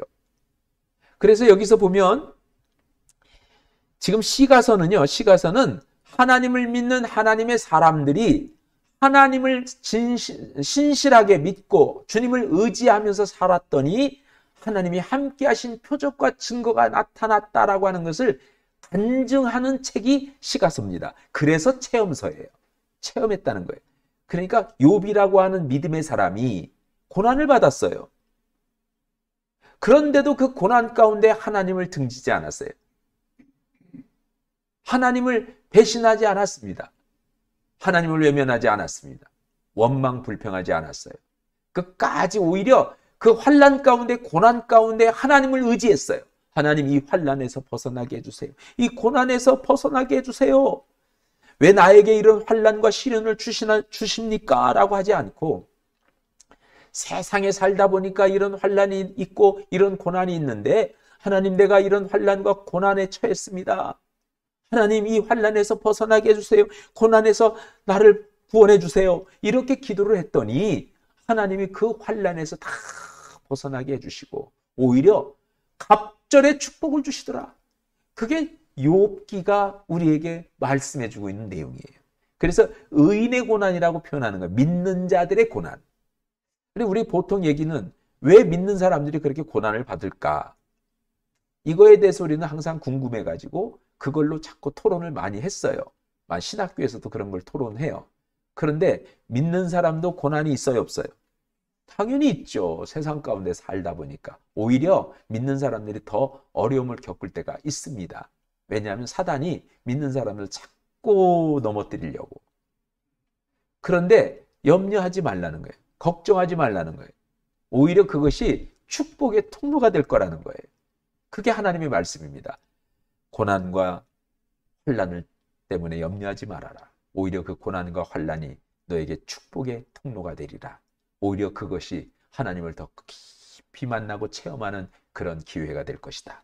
위기를 겪었느냐? 위기가 너에게는 진정 기회가 될 것이다. 그러니 믿음에서 떠나지 말아라. 이것이 하나님이 우리에게 주시는 말씀이에요. 그러니까 이 체험서들은요, 그렇게 살았던 사람들이 간증한 내용들이에요. 그러다 보니까 권면이에요. 너희도 그렇게 살아라. 그렇게 살면 분명히 하나님께서는 놀라운 하나님의 축복을 주시리라. 위기가 기회가 되게 할 것이다. 고난이 축복이 되게 할 것이다. 라고 약속하는 내용들이죠. 그래서 시가서는 권면입니다. 권면. 주제가 권면이죠. 자, 여기서 보면 시가서는요, 역사서는 민족에게 준 민족적인 거지만 시가서는 개인적인 거예요. 개인이 체험한 거예요. 직접 하나님을 만나고.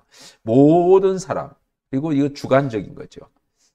모든 사람들이 다, 그래서 우리 그리스도인들도 이 시가서를 보면서 하나님의 은혜 체험을 많이 해요. 시편도 보면 하나님을 만난 그런 경험한, 체험한 그것을 시로 노래한 거잖아요. 노래. 그게 시편입니다. 그래서 우리의 심령을 위한 것입니다. 심령. 유대민족의 역사서는 우리의 행실을 위한 것이라고 한다면 우리의 심령을 위한 것이다. 그렇게 보는 거예요. 자, 그래서 우리가 이 시가서는 5권으로 되어 있어요. 욥기, 시편, 잠언, 전도서, 아가서로 되어 있습니다. 욥기, 시편, 잠언, 전도서, 아가서. 하나하나가 다 체험적인 그런 삶을 살았던 것을 고백하고 있는 그런 내용이 되겠습니다. 네. 그래서 우리 아까 처음에 저번 주에 봤던 그 내용 보시면 요게 체험서가 욥기, 시편, 잠언, 전도서, 아가서 이렇게 5권으로 되어 있습니다. 요 밑에 지금 창세기에 욥기가 있다는 것은 창세 시대에 그때 쓰여졌던 성경이라는 거예요. 글이라는 거예요. 그 다음 시편은 언제 쓰여진 거예요? 사무엘 상하 때 쓰여졌다라고 이렇게 이제 보는 거예요. 시편은. 왜냐면 시는 다윗이 주로 많이 썼고, 또, 이게 솔로몬도 시를 썼고요. 그 다음에, 그 외에, 또 많은 사람들이 이렇게 시를 썼어요. 그런 것들이 다 모아진 건데, 그때 다윗이 썼으면 다윗 왕 때 쓴 거잖아요. 그것을 일종의 편집한 때가 언제냐? 죄송합니다. 시편이 이제 다윗이 주로 많이 썼으니까 다윗 시대에 썼다라고 해서 이제 그 밑에다 놓은 거예요. 밑에다 놓은 거고요. 그 다음에 이제 잠언, 전도서, 아가서는 열왕기상, 솔로몬이 쓴 거니까 열왕기상 밑에다가 놓은 겁니다. 이제 그렇게 놓은 거였지 5권으로 되어 있다. 자, 그래서 이 5권의 체험서를 보면, 시가서를 보면요, 욥기를 보면 고통에 대한 내용이죠. 고난, 의인의 고난을 말합니다. 이렇게 의인의 고난 중에도 의인의 고난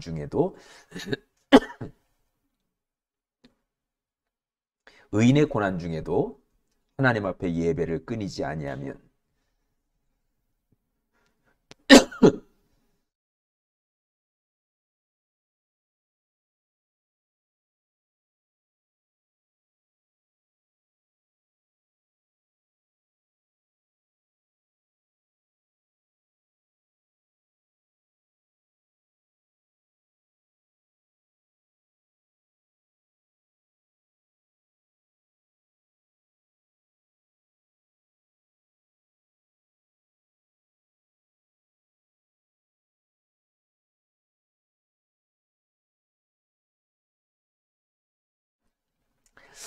잠깐 물 마시고 그리고 지금 다시 시작하는 겁니다. 잠깐 이렇게 멈췄던 거 용서해 주십시오.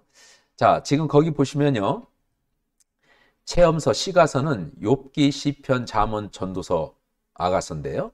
여기 욥기가 의인의 고난을 말씀하잖아요. 고통받는 하나님의 사람들이 끝까지 하나님 앞에 예배를 드리면, 즉 하나님을 의지하면, 하나님을 떠나지 않고 주님을 더더욱 의지하고 주님 앞에 간절히 기도하면 하나님이 지혜를 주셔서 그 지혜로 우리의 인생의 목적을 이루게 하시고, 그리고 행복한 그런 가정생활, 결혼생활을 이어가게 하신다라고 하는 그런 내용이 어떻게 5권의 그런 어떤 성경이요, 이런 구도로 되어 있다, 이렇게 이제 설명을 할 수 있습니다. 요 교재를 쓴 이제 목사님이 이런 구도로 되어 있다라고 하는 것을 이제 이렇게 좀 찾아보고 확인하고 그래서 더 감사했던 거 아닌가 싶습니다. 사실 그렇잖아요. 순서도 욥시 잠전하예요. 순서도 욥기, 시편, 잠언, 전도서, 아가서예요. 그러니까 하나님을 믿는 하나님의 백성들이 고난을 당하고 환난을 당할지라도 원망하지 않고 불평하지 않고 더더욱 하나님을 의지하고 주님 앞에 그 환난에서, 그 고난에서 벗어나게 해달라고 기도할 때 하나님이 지혜를 주시고, 그래서 인생의 진정한 참된 목적을 이루어가게 하시고 행복한 그런 삶을 이어가게 하신다라고 하는 그런 내용이 되겠습니다. 자, 이제 그 다음은 예언서입니다. 예언서. 자, 예언서를 보시면 이렇게 기록하고 있어요. 자, 거기 보시면 여러분이 교재 가운데 예언서는 몇 권으로 되어 있다고요? 17권으로 되어 있습니다. 17권으로 되어 있는데, 자, 17권 중에서 에레미야가 썼어요. 그래서 지금 이 선지자들이 전부 성경에 기록된, 즉 글로 남긴 문서 선지자, 문서 예언자들이에요. 이게 문서 선지자, 문서 예언자들, 글로 남겼다는 거예요. 글로 남기지 않은 예언자들도 많았어요. 나단 선지자 같은 사람은 다윗 시대에 다윗과 함께 아주 많은 활동을 했던 선지자잖아요. 그런 사람들은 글로 안 남겼기 때문에 그렇게 많이 이제 우리 현재 성경 안에서 인지도가 없이 이렇게 얘기가 되어지지만, 글로 이렇게 남긴 그런 선지자들은 이렇게 예언서 안에 들어가 있어요. 근데 이렇게 글로 남긴 문서 예언자들이 16명입니다. 16명. 이게 17권인데 왜 16명이냐? 17권 가운데 에레미야 애가를 썼기 때문에 그래서 16명인 거예요. 16명이고 권수는 17권입니다. 17권. 자, 17권의 예언서예요. 예언서. 자, 이 예언서의 내용들을 이렇게 보면 이제 이런 내용이거든요. 이 예언서는 주제가 기대잖아요. 기대. 기대인데 거기 보시면 이중적인 기대로 가득하다. 하나님의 백성들을 향한 하나님의 기대와 하나님을 향한 하나님 백성들의 기대가 그것이다. 이중적인 기대로 가득하다. 그래서 하나님이 하나님의 백성들에게 기대하는 게 있어요. 그것을 예언자들을 통해서 말씀해 주는 거예요.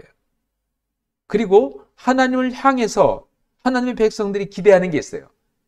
그 인간의 원하는 요구하는 것들이죠. 사람이 원하고 사람이 요구하는 것들. 예를 들면 이런 거예요. 지금 이스라엘 백성들이 왕이 없었을 때 우리에게도 다른 이웃 나라들처럼 왕을 주십시오 그랬어요. 이것이 이스라엘 백성들의 요구였어요. 하나님께서는 하나님이 너희들의 왕인데 너희들이 다시 왕을 세우려고 하느냐? 너희들이 왕을 세우면 너희들이 그 왕의 노예가 될 것이다. 그래서 처음에 반대를 했죠. 그런데도 자꾸 세워달라고 하니 그러면 조건을 붙였어요. 세워주는데 내가 세우는 자를 너희들의 왕으로 삼아라. 이렇게 말한 거예요.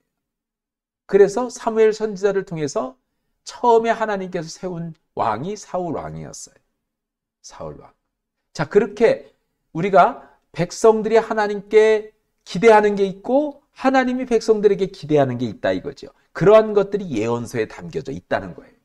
예언서에. 왜냐하면 예언자들을 통해서 하나님이 말씀하기 때문에 그렇습니다. 그래서 그런 내용들을 보면서 우리는 이 16명의 그런 예언자들, 선지자들이 이스라엘 백성들에게 말씀하고 있는 것이 있어요. 때로는 경고하고 있고 때로는 위로하고 있고 격려하고 축복하는 내용들이 쭉 나와 있습니다. 거기 이제 보면 여러분이 가지고 있는 교재를 이렇게 보시면요. 그런 내용들이 있잖아요.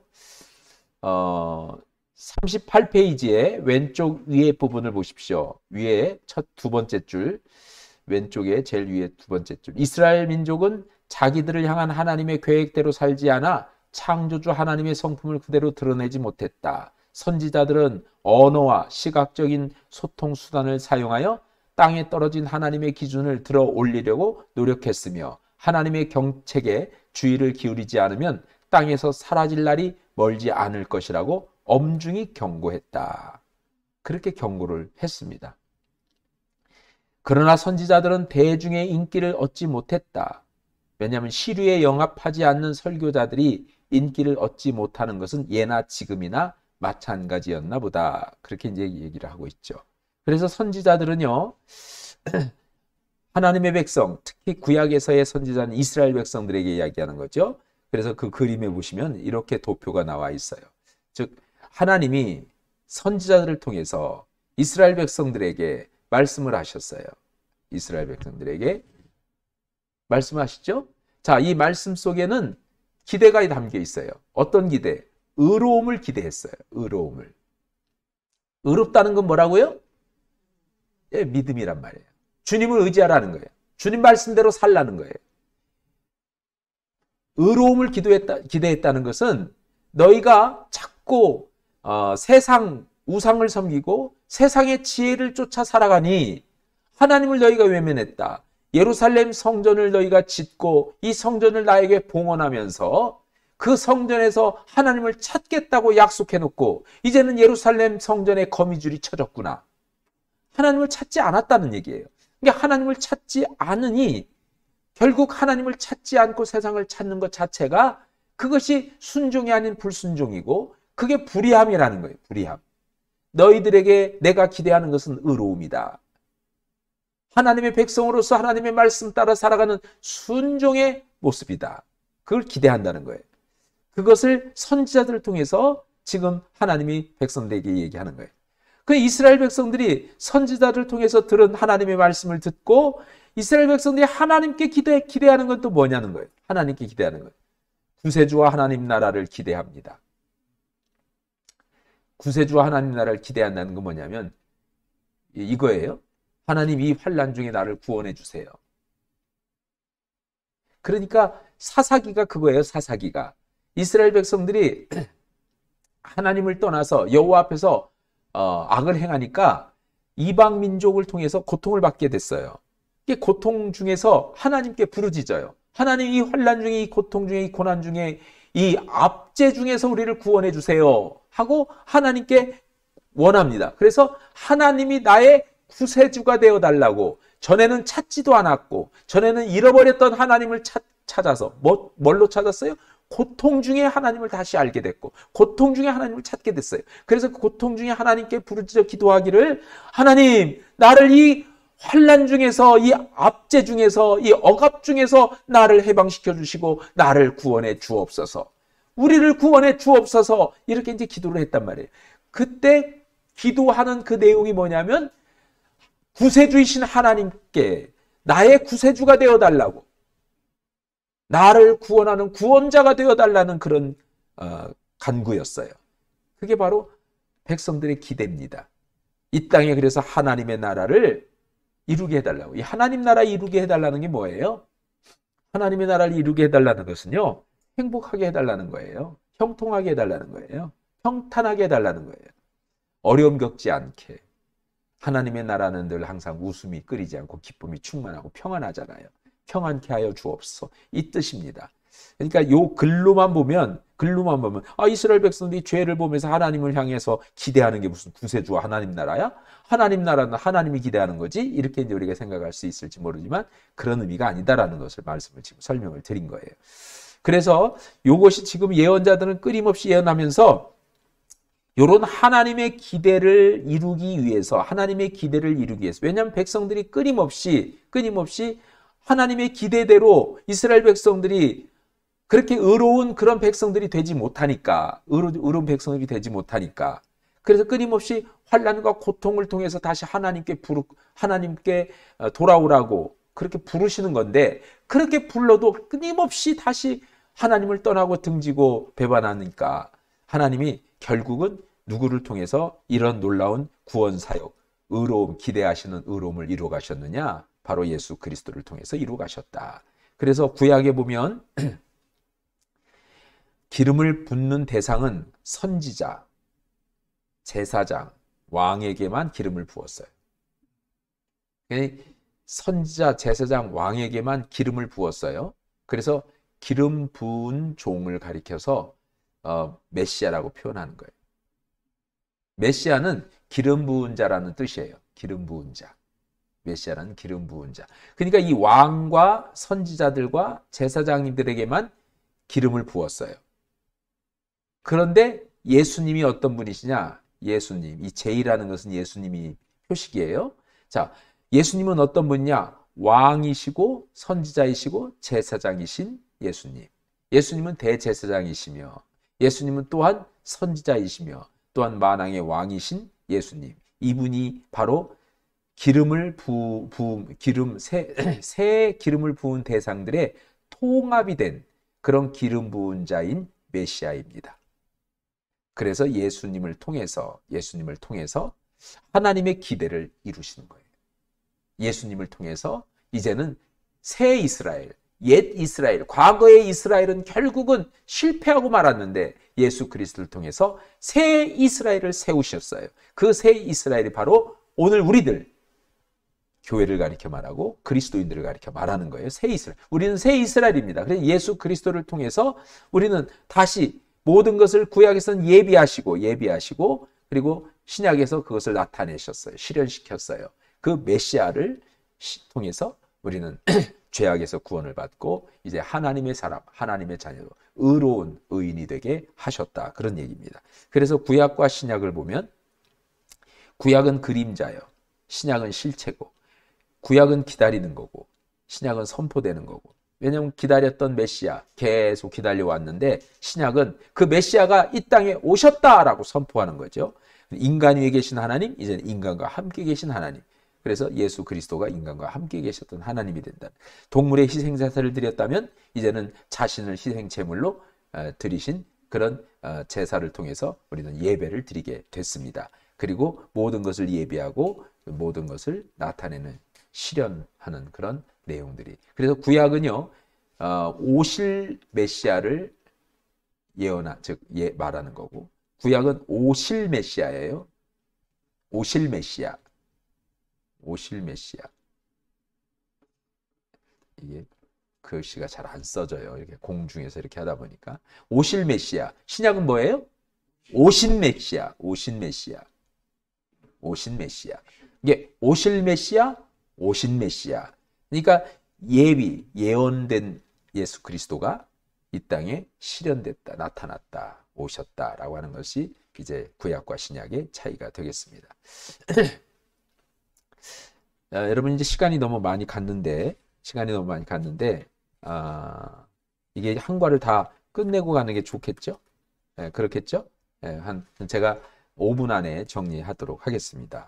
자, 그래서 여기 보시면 지금 복음서하고 우리 이제 구약의 역사서는 5권이라고 했잖아요. 그 5권 중에서 복음서가 4권, 또 교회의 역사, 사도들의 그런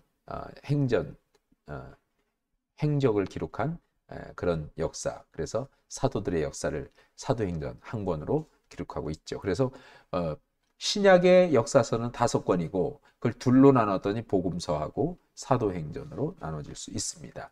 자, 복음서는 이 땅에 계신 그리스도예요. 이 땅에 계신 그리스도. 그러니까 하늘에 계신 하나님이 이 땅에 우리와 함께 계신 하나님, 그 예수 그리스도죠. 그래서 이 땅에 우리와 함께 계신 그리스도. 그런데 다시 하늘로 승천하셨어요.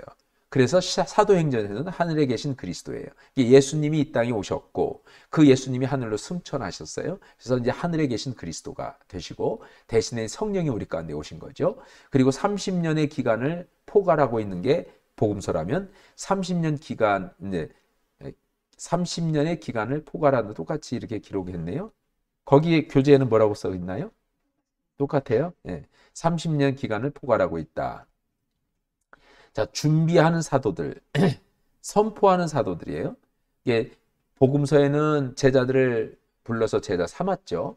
그래서 사도들을 준비했어요. 그런데 사도행전에서는 이제는 그 사도들이 복음을 전하는, 그래서 예수 그리스도를 대신해서 사역을 하는 그런 사도들, 선포하는 사도들이 되었고요.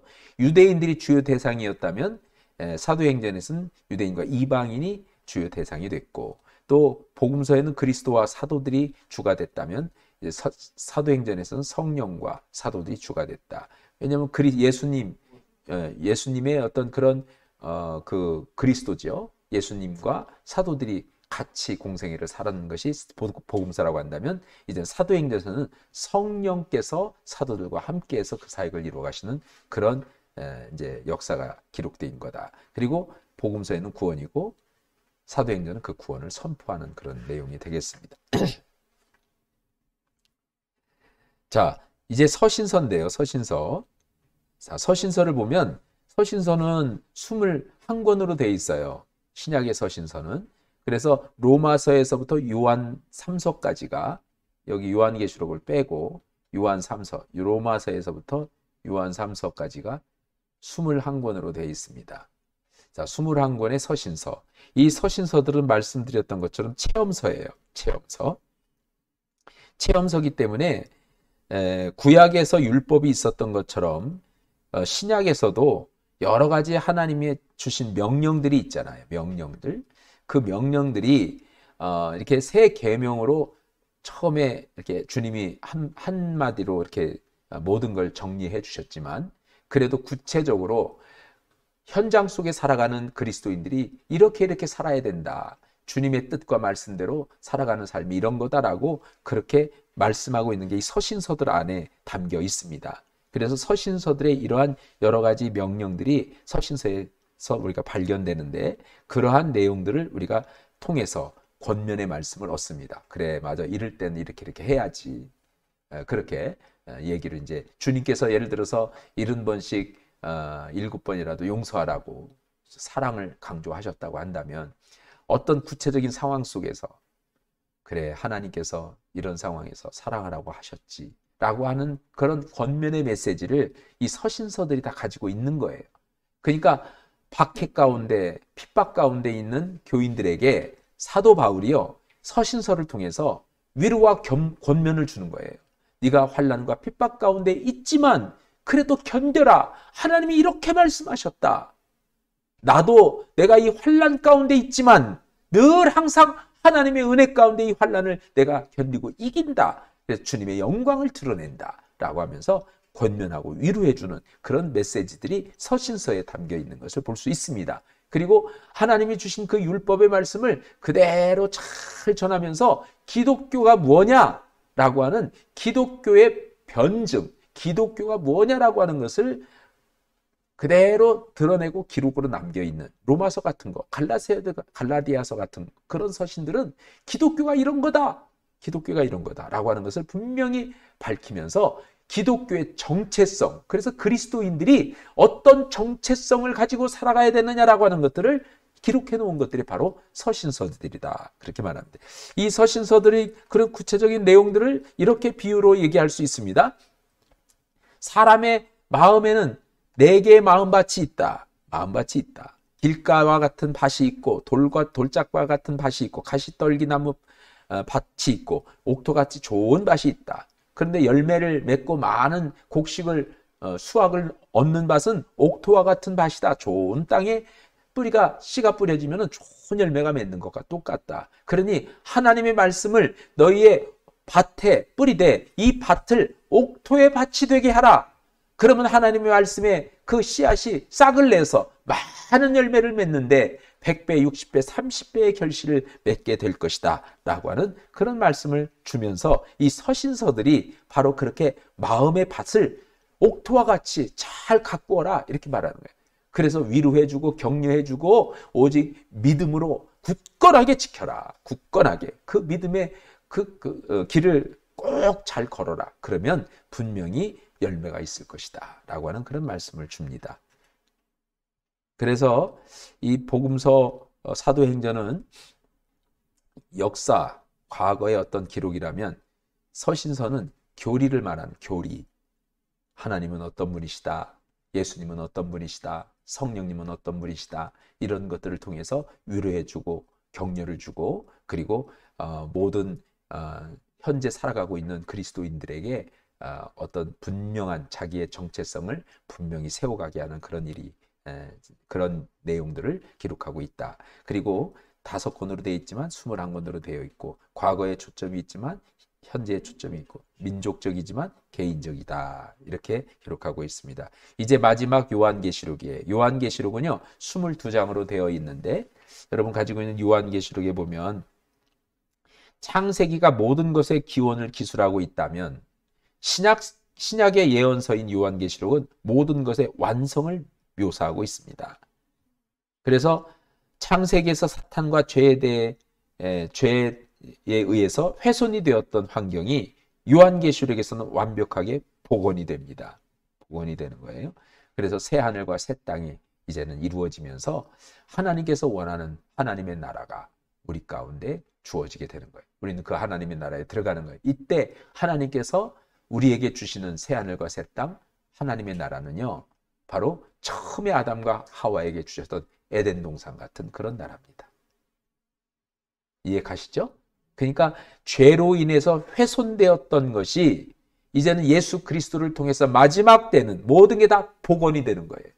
우리는 그것을 믿고 주님의 약속이기 때문에 분명히 그렇게 되어질 것을 믿고 오늘의 그런 고난도 능히 참고 견디고 이기고 마지막 최후의 승리를 보게 되는 것입니다. 그 최후의 승리를 우리가 분명히 믿기에 참고 견딜 수 있는 겁니다. 그래서 이 요한계시록에 보면 그것을 이렇게 함축해서 얘기해 주고 있는 거예요. 뭐냐면 이제 뒤섞인 소식이에요. 7교회의 칭찬과 또 책망의 그런 목소리를 듣습니다. 그러면서 만일 하나님의 뜻대로 살지 않고 모든 교회들이 이제 하나님을 등지고 주님을 역시 구약에서처럼 등지고 배반하게 되면 큰 이 세상에 환란이 있을 거다. 너희가 이 환란 가운데 있을지라도 끝까지 믿음을 지켜라. 환란 중에 마지막 종말의 때에는 큰 환란이 있는데 이제 나쁜 소식이 전해지는 거죠. 큰 환란이 있는데 7개의 봉인, 7나팔, 7대접의 그런 환상을 통해서 큰 환란이 있을 거다. 그러나 그 환란에 넘어지는 사람도 있고 그 환란에 무너지는 사람도 있고 그 환란에서 하나님을 저버리는 사람도 있을진 모르지만 그러나 마지막에 최후의 승리가 너희에게 있으니 끝까지 그 환란 중에서 너희는 꼭 믿음의 길을 걸어라. 끝까지 주님을 의지하라. 주님 붙들어라. 그리하면 좋은 소식. 마지막 20장에서 22장까지 저 위에 있는 10장 잘못된 거죠? 예.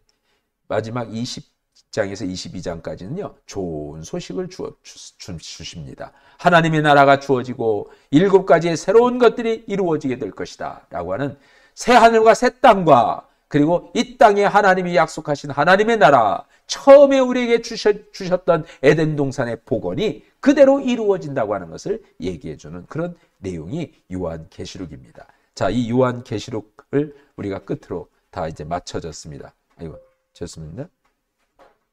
아이고.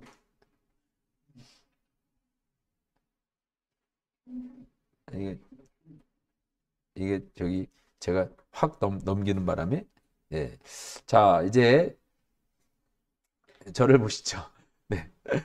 네, 오늘 수고하셨고 오늘은요 1시간 반 넘게 이렇게 했습니다. 지난 시간은 1시간 했는데 네, 오늘은 조금 이렇게 그 교재 없는 얘기까지 해가면서 나름 열변을 토한다고 하다 보니까 이렇게 늦어졌습니다. 그렇지만 성경 공부니까요. 여러분이 시간을 내셔서 이 시간을 충실히 한다고 한다면 우리가 나 스스로 알지 못하게 성장해 있는 내 모습을 보게 되리라 생각합니다. 오늘 이제 18기둥으로 골격을 가진 성경이라고 하는 것을 다시 한번 저희들이 확인했고 구체적으로 예언서까지 내용들을 전부 다 봤습니다. 자, 성경은 크게 세 골격으로 되어 있다 말씀드렸죠. 역사서, 체험서, 예언서로 되어 있습니다. 자, 이런 세 골격의 성경의 가장 기본이 되는 역사서는 신약까지 합쳐서 22권입니다. 이런 역사서는 하나님께서 이 땅에 하나님의 구원을 이루시기 위해서 행하신 하나님의 구속의 역사가 기록되어 있는 내용들입니다. 이스라엘 백성들을 통해서 우리에게 주시는 메시지가 무엇인지, 또 그걸 통해서 우리에게 권면하는 게 어떤 것인지, 그리고 체험서를 통해서 계속 끊임없이 서신서를 통해서 권면하는 게 무엇인지, 창세기 때 하나님이 주셨던 그 창세의 기원의 내용 가운데 아담과 하와에게 처음에 주셨던 에덴 동산, 마지막 요한계시록을 통해서 다시 그것이 복원되고 하나님이 약속하신 새 하늘과 새 땅이 우리 앞에 놓여져 있다고 하는 것을 여러분 잊지 마시고, 이런 하나님의 언약의 말씀, 최후의 승리의 약속을 붙들고 지금 현재 조금 힘들고 어려워도 그 믿음에서 떠나지 않고 저버리지 않고 믿음으로 마지막 승리하는 그런 저와 여러분이 되시기를 주님의 이름으로 축원합니다. 네, 이상으로